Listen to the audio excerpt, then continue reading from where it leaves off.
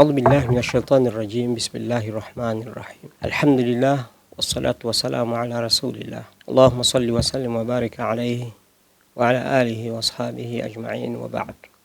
Assalamu alaikum wapendwa wana Mizani popote mlipo. Mada tuliyokuwa nayo hii leo ni kuhusu vita vinavyoendelea baina ya Israel na Marekani kwa upande mmoja dhidi ya Jamhuri ya Kiislamu ya Iran. Hali ya mambo ni mabaya sana kwa upande wa Marekani na Israel kutokana na vita vya kichokozi walivyovianzisha mnamo Februari 28, 2026 dhidi ya Jamhuri hiyo ya Kiislamu, ambapo shambulio la kwanza kabisa la kigaidi lilianza kwa mauaji dhidi ya kiongozi mkuu wa kidini na wa kisiasa wa Jamhuri hiyo ya Kiislamu, Ayatollah Shahid Ali Khamenei, kutokana na dhana ya Marekani kuwa mauaji hayo yangepelekea kusambaratika kwa mfumo wa utawala wa Kiislamu, ambalo inaonekana kuwa vyanzo vya kiintelijensia vya Israel na Marekani vilikuwa mbali na ukweli ulivyo. Marekani na Israel vilianza uvamizi dhidi ya Iran zikijigamba kulenga kuangusha serikali ya Kiislamu katika muda usiozidi siku 4 au 5, lakini kinyume chake majibu ya Iran katika kulipiza kisasi yamekuwa makubwa mno kuliko ilivyodhaniwa na wavamizi hao wenye chuki na mataifa ya Kiislamu. Duru za habari kutoka vyanzo vya kuaminika zinasema Rais wa Marekani Donald Trump amekuwa akifanya mazungumzo ya siri na Rais wa Russia Vladimir Putin, Waziri Mkuu wa India Narendra Modi, na Rais wa China Xi Jinping na Waziri Mkuu wa Pakistani Shehbaz Sharif, akiwataka viongozi hao waiombe Iran kukubali kusitisha vita na kwamba Trump na Netanyahu wako tayari sasa kukubali ama kupokea masharti ya Iran. Taarifa iliyotolewa siku ya Jumanne Machi 10, 2026 imemnukuu Rais wa Marekani Donald Trump akionyesha ishara isiyo ya moja kwa moja kuwa vita vya Marekani na Israel dhidi ya Iran vinaelekea kufikia ukingoni licha ya kuendelea kwa mashambulizi makali kutoka pande zote, huku Iran ikichukua hatua ya kuwekea vikwazo uchumi wa dunia kwa kuzuia dunia kupata nishati ya gesi na mafuta, kwa kuzuilia meli kupita katika mfereji wa Hormuz, kuliko sababisha kupanda maradufu bei ya mafuta na gesi katika soko la dunia. Trump ameiwekea mkwara Iran kwa kuonya kuwa itafanya mashambulizi makali sana iwapo Iran itazuia biashara ya mafuta kupita katika mlango wa bahari wa Hormuz ambao unamilikiwa na Iran na ambao hupitisha kiasi cha 20% ya mafuta yote duniani, katika kipindi hiki ambacho tayari Iran inazuia meli kupita katika mifereji huo na tayari imezishambulia meli kadhaa zilizojaribu kupita katika eneo hilo bila ruhusa yake. Msemaji wa Jeshi la Walinzi wa Mapinduzi ya Kiislamu wa Iran IRGC,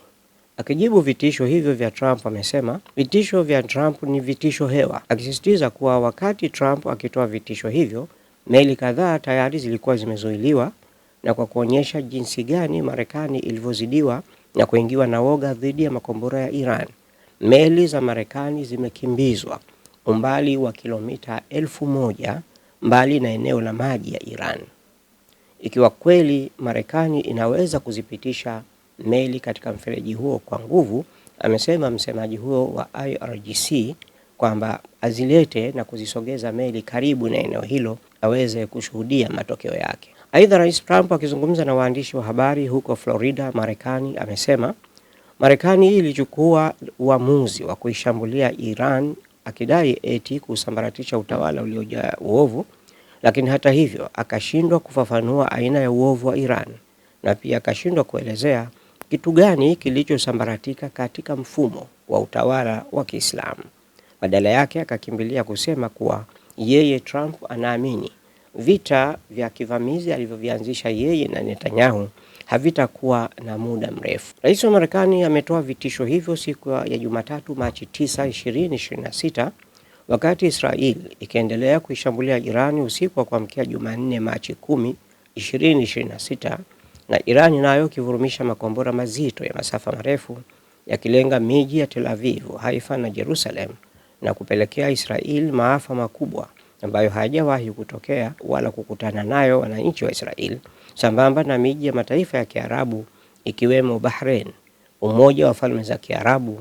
na Qatar na Saudi Arabia, kwa kitendo chao cha kuisaliti Iran kwa maadui kwa kuruhusu Marekani kutumia kambi ilizoziweka katika nchi zao kuishambulia Iran. Wakati Trump akichimba mkwara wa vitisho dhidi ya Iran, kwa upande wake Iran imekuwa ikiendeleza mashambulizi zaidi ya makombora, huku ikisisitiza kutokuwa kwake na mpango wowote wa mazungumzo ya kusitisha mapigano. Hali ndani ya Israeli ni mbaya sana. Maelfu ya Wazayuni wanakimbia makazi yao yanayoangushwa na kuripuliwa. Mahandaki ya kujifisha ndani yake nayo pia hayajasalimika. Miundombinu mbalimbali imeharibiwa kabisa. Miji ya Tel Aviv, Yerusalemu na Haifa haikaliki na haitamaniki, na haina tofauti na vile ambavyo Israel ilivyofanya uharibifu katika mji wa Gaza katika vita vya miaka miwili vya Israel na Marekani kuishambulia na kuwaua watu wa Gaza kikatili. Katika hali hiyo, Wazayuni hawajui pa kukimbilia, japo wengine wanajaribu kuingia Jordan, lakini msururu wa makombora unawafanya wasijue wakimbilie wapi hasa ambako itakuwa ni mahala salama. Irani iko bado inafikiria kwa wakati huu kuendelea na mashambulizi yake ya makombora kwa muda wowote utakaohitajika, na kwa sasa haifikiri tena kufanya mazungumzo na Marekani, amesema waziri wa mambo ya kigeni wa Iran Said Abbas Araghchi alipohojiwa na kituo cha televisheni cha Marekani. Katika kauli yake kwa PBS News, imekuja baada ya rais wa Marekani Donald Trump kusema vita na Iran vitaisha hivi karibuni sana, ingawa hakutoa muda aliokusudia. Katika kujibu mashambulizi ya Marekani na Israeli yaliyoanzishwa Februari 28, 2026, Iran imekuwa ikifanya mashambulizi ya makombora na drone dhidi ya Israeli na nchi nyingine katika eneo hilo, ikilenga kwa usahihi maslaha ya kibiashara ya Marekani na kambi za kijeshi katika nchi za Qatar, Saudi Arabia, Imarati, Bahrain, Kuwait na Iraq. Ingawa hivi sasa Irani imetuhumiwa kupanga mashambulizi yake na kujumuisha meli za usafirishaji mafuta na maeneo ya kiraia, ikiwemo mahoteli ambamo maafisa wa kijeshi wa Marekani wanamojificha katika nchi hizo. Siku ya Jumanne, Machi 10, 2026, Irani ilitangaza kwamba hakuna shehena ya mafuta itakayosafirishwa kutokea mataifa ya Ghuba ya Uajemi katika kipindi chote ambacho Marekani na Israeli zitaendelea kuishambulia, na kuapa kuwa iko tayari kwa mapambano licha ya vitisho hewa vya Trump. Irani imekuwa ikisisitiza utayari wake wa kuendelea na vita hata kwa miaka 10 ikilazim, na haina pupa ya kuharakia mazungumzo ya kusitisha vita.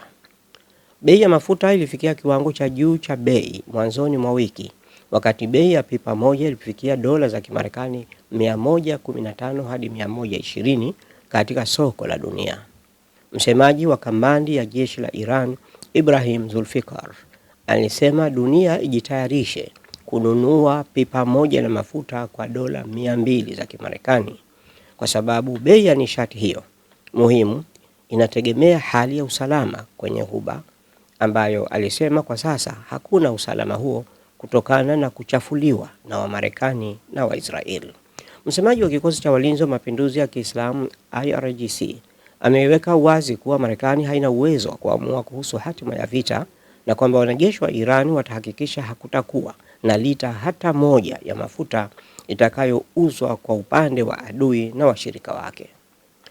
Msimamo wa jeshi la walinzi wa mapinduzi ya Kiislamu ni jibu la moja kwa moja kwa Rais Donald Trump wa Marekani, ambaye siku ya Jumatatu, Machi 9, 2026, alisema vita dhidi ya Iran vinakaribia kumalizika. Hata hivyo, jeshi hilo limeongeza kuwa Marekani na Israel hawana uwezo kabisa wa kuamua lini vita vimalizike, na badala yake uamuzi wa lini malizike vita uko mikononi mwa Iran. Rais wa Iran Masoud Pezeshkian amekosoa vitisho vya kukaririwa vya Rais wa Marekani Donald Trump kwamba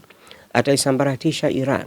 akisisitiza kuwa wavamizi na waharibifu mfano wa Donald Trump na Netanyahu walikuja na wataondoka, lakini Iran itaendelea kubaki. Katika ujumbe aliotuma kwenye mtandao wa kijamii wa X siku ya Jumanne Machi 10, 2026, Rais Daktari Pezeshkian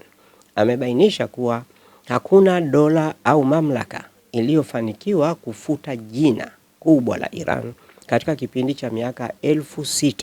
ya turathi na utamaduni wake. Rais wa Jamhuri ya Kiislamu ya Iran ameeleza kuwa yeyote atakayeendekeza wazo hilo la kipumbavu la kuisambaratisha Iran, maana yake ni mtu ambaye hana anachokijua kuhusu historia na tamaduni za watu wa Iran. Kwa upande wake, Ali Larijani, katibu wa Baraza la Usalama wa Taifa la Iran, alitoa onyo kali kwenye ukurasa wake wa mtandao wa X siku ya Jumanne Machi 10, 2026 kuhusu vitisho vipya vya Trump vya kuwasambaratisha na kuwaua wananchi wa Jamhuri ya Kiislamu ya Iran, akisema taifa la Iran haliogopi kamwe vitisho hewa vya maadui, akimwonya Trump kwamba yumkini yeye Trump ndiye atakayetokomezwa. Wakati Donald Trump akitapatapa kutafuta njia ya kujinusuru katika vita vya kivamizi dhidi ya Iran, siku ya Alhamisi Machi 12, 2026, Rais wa Iran Daktari Masoud Pezeshkian ametangaza matokeo ya mazungumzo ya siri baina yake na Rais wa Urusi na mawaziri wakuu wa Pakistani na India, ambao ametumia muda huo kutaja baadhi ya masharti iwapo Iran itajiridhisha yana nia ya hakika katika utekelezaji wake. Iran inaweza kufikiria kusimamisha mapigano. Akizungumza na viongozi wa Rusia na Pakistan, Rais wa Iran Masoud Pezeshkian amehakikishia dunia utayari wa Iran katika kufikia amani ya kweli. Katika ujumbe wake aliotuma kwenye mtandao wake wa kijamii wa X, Rais Pezeshkian amesema njia pekee ya kumaliza vita hivi vilivyowashwa na utawala wa Kizayuni na Marekani kwanza ni kutambuliwa haki halali ya taifa la Iran, ikiwemo haki ya kurutubisha madini ya uranium kwa matumizi ya kiraia. Halikadhalika kulipa fidia ya hasara iliyotokea, ikiwemo vifo vya wanafunzi waliouliwa kwa makusudi, na kadhalika kupewa dhamana ya kimataifa iliyo madhubuti ya kutovamiwa tena Iran katika siku zijazo. Marekani na Israeli zilianzisha hujuma za kigaidi dhidi ya Iran Jumamosi tarehe 27 Februari 2026 na kulenga kumuua kiongozi muadhamu wa mapinduzi ya Kiislamu Ayatollah Shahidi Said Ali Khamenei, makamanda kadhaa wa kijeshi, wakati taifa hilo la Kiislamu likiwa tayari limekubaliana na masharti ya Marekani katika mazungumzo yao kuhusu mradi wa nyuklia wa Iran, ambapo siku ilipofanyika unyama huo, Israeli na Marekani kushambulia na kumuua kiongozi mkuu wa Iran, ilikuwa ndiyo siku iliyopangwa asubuhi kuweka saini ya mkataba uliofikiwa, lakini badala yake viongozi hawa wasioaminika ndio waliotumia siku hiyo hiyo kufanya kinyume chake na kushambulia na kusababisha msiba mkubwa wa kitaifa kwa jamhuri hiyo ya Kiislamu. Katika hali ya udanganyifu wa namna hii, hakuna njia inayoweza tena kuithibitishia Iran ni wakati gani Marekani inasema uongo na wakati gani iaminike kuwa sasa Marekani inasema kweli. Katika mafundisho ya Kiislamu, mmoja kati ya makhalifa wa Mtume Muhammad sallallahu alaihi wasallam, Sayyidina Ali ibn Abi Talib karramallahu wajha, amesema katika moja ya mafundisho yake kuwa takallamu tu'rafu fa innal mar'a makhbu'u tahta lisanihi. Sayyidina Ali anasema zungumzeni ili mpate kujitambulisha, kwa hakika mtu amejificha chini ya ulimi wake. Mtu anapokuwa anazungumza mbele ya wenziwe watamtambua kuwa huyu ni kichaa, huyu ni mwenda wazimu, huyu hana busara, huyu hana akili. Yatatokana na yale unayoyasema katika ulimi wako na yale unayoahidiana na wale unaozungumza nao. Ni kwa sababu hiyo Jamhuri ya Kiislamu ya Iran imesisitiza kuwa itaendeleza mashambulizi ya kulipiza kisasi katika operesheni ya Ahadi ya Kweli namba 4 ili kuadhibu vikali maadui walioanzisha uchokozi hadi pale watakapoondoka na kurejea walikotoka. Mtu yote ambaye hafumbi macho yake kwa makusudi, hakuna kitakachomzuia kuona ukweli kuwa Marekani na Israel zimeshindwa vibaya katika vita, tena kwa aibu na fedheha. Imebaki Trump sasa akijigambo na kutoa vitisho ambavyo havitekelezeki.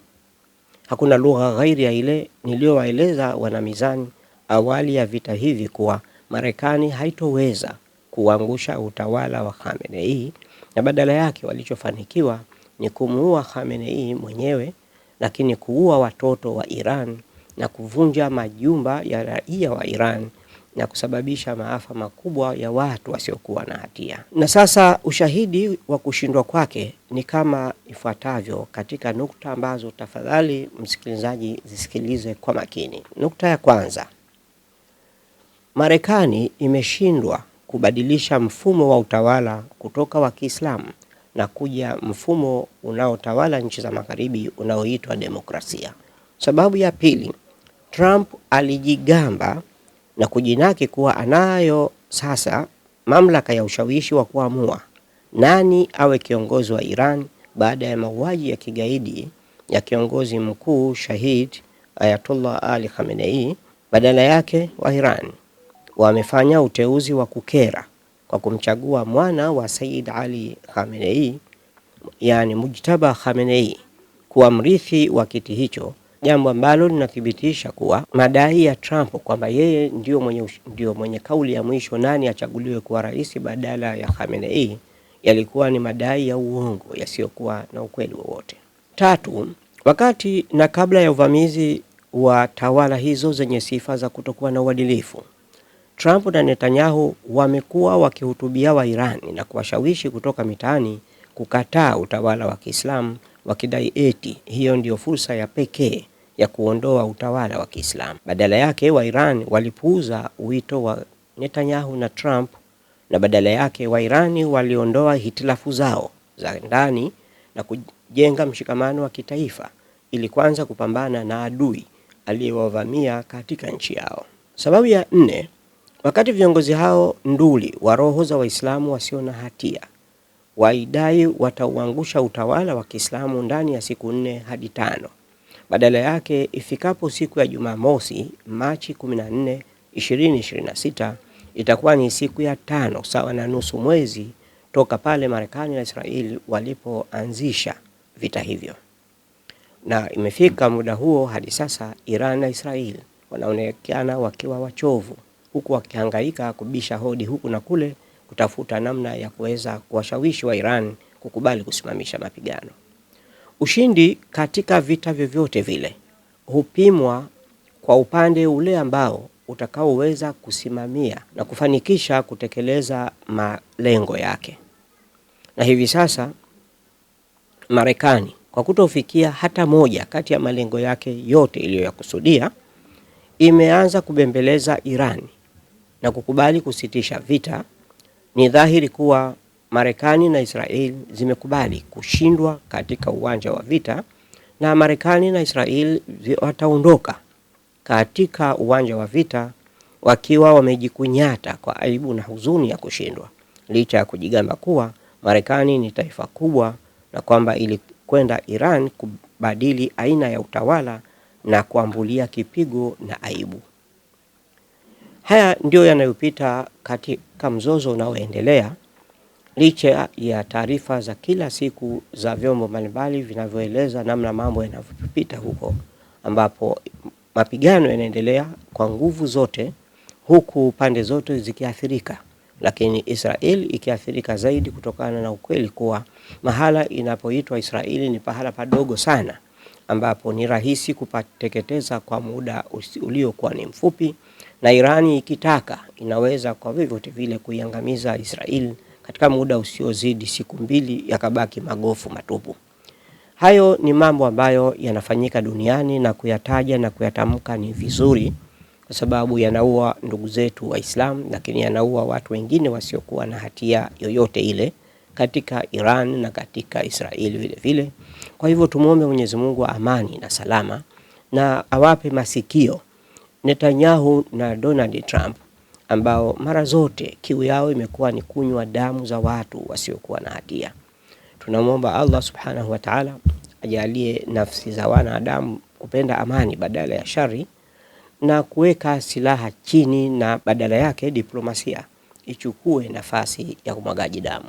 Wassalamu alaikum warahmatullahi wabarakatuh. Usisahau kulike, kushare, kucomment na kusubscribe Mizani Online TV ili uendelee kupata mfululizo wa vipindi vijavyo. Allah ya Allah ya Allah, Allah ya Allah.